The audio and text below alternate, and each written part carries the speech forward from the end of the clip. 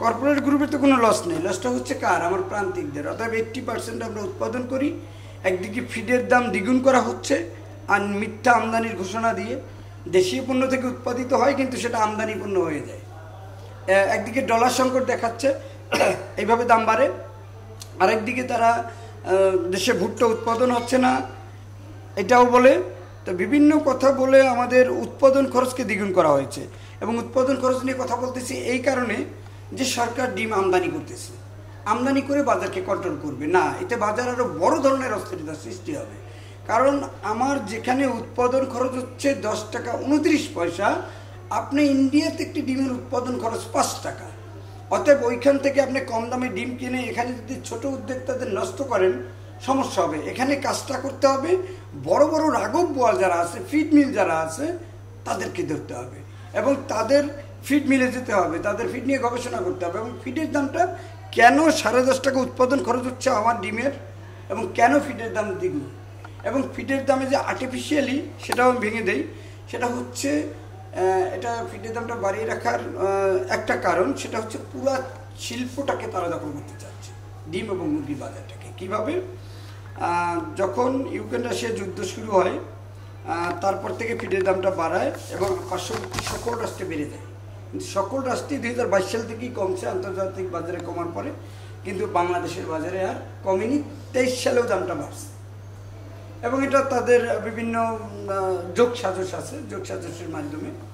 তো এটা আর কি, এই সিন্ডিকেটটা যদি ভাঙা যায়, ফিডের সিন্ডিকেট, ডিমের সিন্ডিকেট, ডিম সিন্ডিকেট হচ্ছে তেজগাঁও ডিম সমিতি, বাজার কেন্দ্রিক, যেটা সারা বাংলাদেশের বাজারকে নিয়ন্ত্রণ করে। আর কর্পোরেট সিন্ডিকেট হচ্ছে ফিড এবং মুরগির বাচ্চা এবং ডিমের মূল্য তারাই নির্ধারণ করে, আমরা নির্ধারণ করতে পারি না। এবং সরকার যাদেরকে নিয়ে ডিমের দামটা নির্ধারণ করলো 10 টাকা 58 পয়সায় বিক্রি করবে উৎপাদক, কিন্তু সেই কর্পোরেট গ্রুপ বিক্রি করছে, স্বীকার করতেছে 11 টাকা 1 পয়সা, কিন্তু তারা বিক্রি করছে 11 টাকা 80 পয়সা থেকে 12 টাকা 50 পয়সা। তো এটা যদি বিক্রি করে থাকে উৎপাদক পর্যায়ে, তো আপনার বাজারে কিভাবে সেটা 12 টাকা বিক্রি হবে? বাজারে তো সেটা 14 থেকে 15 টাকা হবে, এটা স্বাভাবিক।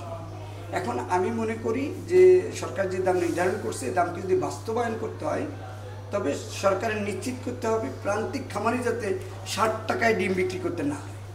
কারণ আমার উৎপাদন খরচটা কমে যায় না, কিন্তু আমার ডিমের দামটা কমে যায়।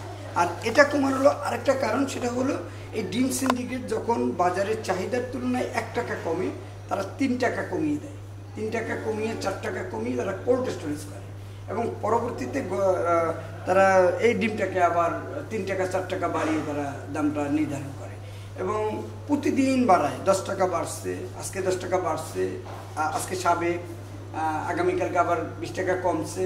মানে এইভাবে তারা তাদের আধিপত্য বিস্তার করে সারা বাংলাদেশব্যাপী। যত ডিম সমিতি, যত খামারি, যত ব্যবসায়ী, এইখানের কেন্দ্রিকটা। অর্থাৎ এইটাকে বন্ধ করতে হবে, অথবা সরকার যে দামটা নির্ধারণ করছে ওইটাকে তাদের মাধ্যমে বাস্তবায়ন করতে হবে।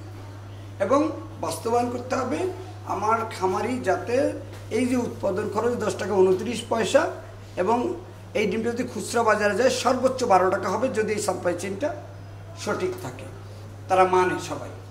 এখন যদি অতি মুনাফার তাদের ইচ্ছা না থাকে, যে যৌক্তিক লাভ করবো, অতি মুনাফা করবো না, তাহলে 12.5 টাকার উপরে ডিম যাওয়ার কোনো কারণ নেই। কিন্তু এই যে ডিম সিন্ডিকেট, তাদের অতি মুনাফা লুবি এবং এই সেক্টরটাকে দখল করা, সেক্টরটা দখল করার যে কথাটা বলতেছিলাম, যে আমরা জিম্বি, কীভাবে জিম্বি? আপনার প্রান্তিক খামারি যদি কর্পোরেট কোম্পানিদের সাথে চুক্তিবদ্ধ হয়, সেখানে একটি বাচ্চা সারা বছরের জন্য, মুরগির বাচ্চা 35 টাকা সারা বছরের জন্য, এবং ভালো মানের বাচ্চা। আর আমরা প্রান্তিক খামারি, আমাদের জন্য একটি বাচ্চার কোনো মূল্য নির্ধারিত নাই, 35 থেকে 120 টাকা পর্যন্ত নেওয়া হয়। এরও একটা ব্যাপার। আরেকটা ব্যাপার হলো ফিডের ব্যাপারে, যেখানে আমার 75% লাগে ফিড কস্ট, আপনার মুরগি অথবা ডিম। এই ফিড কস্টের বেলায় আমার জন্য হচ্ছে 3600 টাকা এক বস্তা ফিড, আর ওই তাদের সাথে চুক্তিবদ্ধ যারা, তাদের জন্য 2700 টাকা। তার মানে হচ্ছে যৌক্তিক দামই 2700 টাকা, এবং বাচ্চার দামও যৌক্তিক 35 টাকা। কিন্তু এটাকে আর্টিফিশিয়ালি আমার জন্য আলাদা একটা অপশন করে আমার উৎপাদন খরচটা বাড়িয়ে দিচ্ছে, এবং যাতে বাজারে গিয়ে তার তো উৎপাদন খরচ কম, সে দাম কমিয়ে দিবে সময় বুঝে। তখন আমি লস খাই, লস খেয়ে আমার উৎপাদন বন্ধ হয়, আবার আমাকে তার সাথে যাতে আমি যুক্ত হই। আরেকটা ব্যাপার বলে দিই, এই চুক্তিবদ্ধ মানেটা হচ্ছে আমি প্রান্তিক খামারি ডিম মুরগি উৎপাদন করব, বাজারটা নিয়ন্ত্রণ করবে কর্পোরেট গ্রুপ, এবং এটা বিক্রয় যা আছে বাজারজাত করবে কর্পোরেট গ্রুপ। অতএব এভাবে যদি চলতে থাকে তাহলে কিন্তু সামনের দিকে তাদের হাতে জিম্মি হয়ে যাবে সেক্টর, ভোক্তারাও জিম্মি হবে, আর আমরা প্রান্তিক উদ্যোক্তা থাকবো না, আমরা নীল চাষের মতো তাদের সাথে যুক্ত হয়ে যাচ্ছি। আর আপনি এইটা দিয়েই প্রমাণ করতে পারবেন, বেশি দূরে যাওয়া লাগবে না। যদি তারা মূল্য নির্ধারণ না করে খামারি নির্ধারণ করতো বা টাঙ্গাইল নির্ধারণ করতো, এখানে স্লিপটা টাঙ্গাইলে থাকতো। একজন খামারির কাছ থেকে 4 দিন পর পর ডিম কানেকশন করা হয়, এবং এই ডিমের দামটা খামারি জানে না সে কত টাকায় বিক্রি করছে। ডিম এর ঢাকায় আসবে, বিক্রি করবে, এরপরে তাকে হিসাবটা বুঝিয়ে দেওয়া হয়। আপনি আমার এটার ছবিটা নেন এবং এটা দেখলেই বুঝতে পারবেন যে তাদের বক্তব্য যে 100% মিথ্যা ছিল। এবং আপনি এটা থেকে দেখে নেবেন, যে এখানে দেখেন এই হিসাবটা দেখবেন, তাহলে বুঝতে পারবেন যে এই স্লিপটা হচ্ছে তেজগাঁয়ের, এবং এই তেজগাঁয়ের স্লিপে তো আর খামারি ডিম দিবে না, এটা হচ্ছে খামার থেকে ডিম আনা হচ্ছে এবং তার স্লিপে আবার টাকা দেয়া থাকে, মানে টাকাটা দেয়া থাকে, কিন্তু হিসাবটা বোঝানো হয় পরে। এই যে দেখেন, এটা হচ্ছে এই যে এই দোকানে গিয়ে আপনারা তার একটা বক্তব্য নিতে পারেন। এই একটা দোকান বাজারের হাইট, এই যে দেখেন এটা এই একটা দোকান, তাহলে আপনার টাঙ্গাইলের দোষ দিলে লাভ হবে কি? এখানে তো তার প্রুফ আছে, মানে তারা যে নির্ধারণ করে খামারি নির্ধারণ করতে পারে না, তাহলে আপনার টাঙ্গাইলের দোষ দিয়ে কী হবে? এটা কি টাঙ্গাইলের স্লিপ? আবার এখন তারা নতুন কৌশল বের করছে, যে কৌশলটা হলো আপনার ওই রেট এদেরটাই, কিন্তু ওই ভোক্তা অধিদপ্তর থেকে অভিযান করার কারণে যাতে জরিমানার সম্মুখীন না হয়, খামারির ক্যাশ মেমো বানাইছে খামারির দ্বারা, এরা যে ডিমটা আনতেছে এদের রেটটাই ওখানে লিখে খামারির কাছ থেকে খামারির স্লিপটা আনতেছে, মানে প্রতারণার মাত্রাটা ঘুরে যাচ্ছে। হ্যাঁ, আসলে তাদের প্রতারণা, এই সিন্ডিকেটটাই টোটাল ভাঙতে হবে, এবং এরা অনেক বড় সিন্ডিকেট, এদেরকে যদি ভাঙা না যায় তাহলে খামারিদের টিকিয়ে রাখা যাবে না। আর বড় বড় কর্পোরেট গ্রুপ যারা আছে তাদেরকে যদি টিকিয়ে রাখা না যায় তো বাজারে অস্থিরতা থামবে না।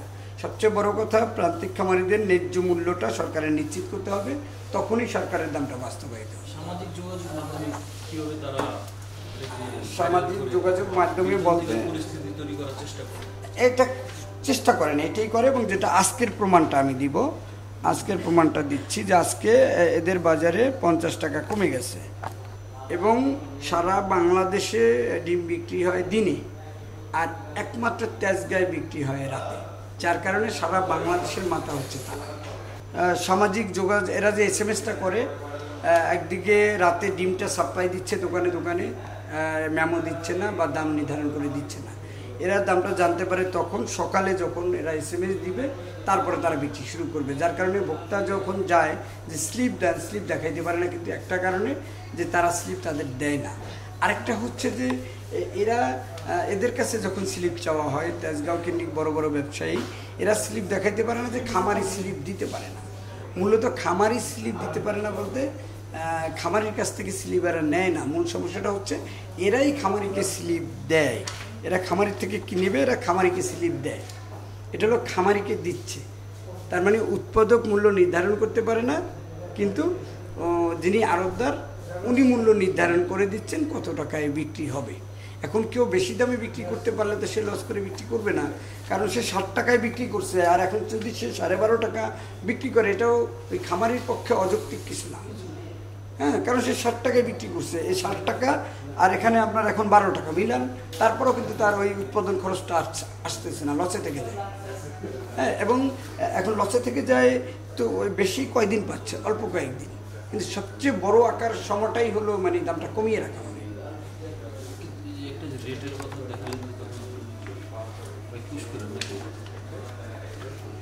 একটা মানুষ এই নিউজটা দেখলে সিন্ডিকেটের মূল ব্যাপারটা জানতে পারবে।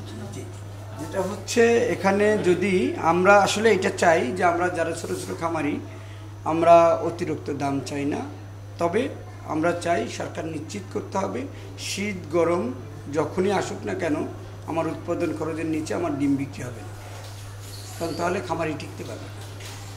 আবার অধিক মুনাফা যাতে কেউ না করতে পারে সেদিকেও সজাগ থাকতে হবে। সবচেয়ে বড় কথা, আমাদের ফিডের সিন্ডিকেট ভেঙে দিয়ে ফিডের উৎপাদন খরচ দেখতে হবে এবং আমাদের ডিমের উৎপাদন খরচ কমাতে হবে। আমদানির উপর নির্ভর হলে হবে না, এটারও সংকট বাড়বে। তবে এরা এখান থেকে যে এসএমএসটা করে, দেখেন এই যে স্থির রাখছে বাজারটা স্থির রাখছে। এই যে এটা হলো আগের আর কি, আগের দেখাচ্ছি কারণ অনেক সতর্ক হয়ে গেছে তারা। এটা হচ্ছে সাবেক, তারা চাইলে বাজারটা থামিয়ে দিতে পারে, তারা চাইলে বাজারটা বাড়াতে পারে, তারা চাইলে বাজারটা স্থির করতে পারে। মানে তারা তাদের মতো করে যা চাইবে তাই হবে। এবং তারা চাচ্ছে ডিম 60 টাকায় বিক্রি হবে, 60 টাকায় বিক্রি হচ্ছে। কিন্তু তখন আবার কী হচ্ছে, তারা দেখা গেছে এরা আসছে বিভিন্ন ডিম ব্যবসায়ী, সারা বাংলাদেশের ডিম ব্যবসায়ী, শুধু যে এরা তা না, মানে এখান থেকে জাস্ট একটা মেসেজ এসএমএস করা হয় এবং একটা সিদ্ধান্ত দেওয়া হয়। এই সিদ্ধান্তটা সারা বাংলাদেশের ডিম ব্যবসায়ীদের পেজ আছে, যে পেজের মাধ্যমে তারা ছড়িয়ে দেয়। যার প্রমাণ হলো আজকে একটা পেজ দেখায় যে ডিমের দাম যতটুকু জানতে পারি, এটা হচ্ছে একজন ডিম ব্যবসায়ীর পেজ।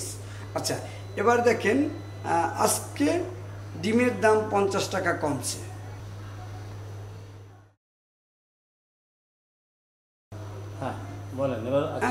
এই যে ডিমের দাম 50 টাকা কমছে, তার মানে হলো কি সারা বাংলাদেশ একই। আচ্ছা, আরেকটা রিপোর্ট দেখেন গতকালকে, এই যে সাবেক বাজার মানে হলো এই আগের দিন যা বিক্রি হয়েছে পরের দিনও এটি বিক্রি হবে। আচ্ছা, এখন সাবেক রাখার পর আজকে 50 টাকা কমেছে।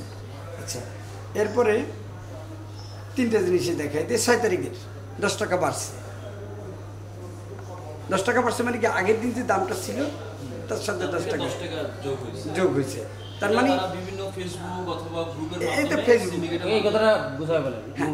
এটা হচ্ছে সারা বাংলাদেশের ফেসবুক এবং ডিম ব্যবসায়ী যারা আছে সারা বাংলাদেশের ছোট বড় মাঝারি সবার এই পেজ আছে এবং তারা এটা তো ফেসবুকে ছড়িয়ে দিচ্ছে। প্রথমে তারা মোবাইল মেসেজ পাচ্ছে এবং মোবাইল মেসেজ থেকে তারা টাকাও নেওয়া হচ্ছে। হ্যাঁ, যেটা হচ্ছে আমিও মেসেজ পাই, কিন্তু এখন মেসেজটা আমাকে একটু ঘুরিয়ে দেওয়া হয় যেন আমি এটা জানতে না পারি। হ্যাঁ, এই যে এই নাম্বারটা থেকে আপনারা যদি করেন দেখতে পাবেন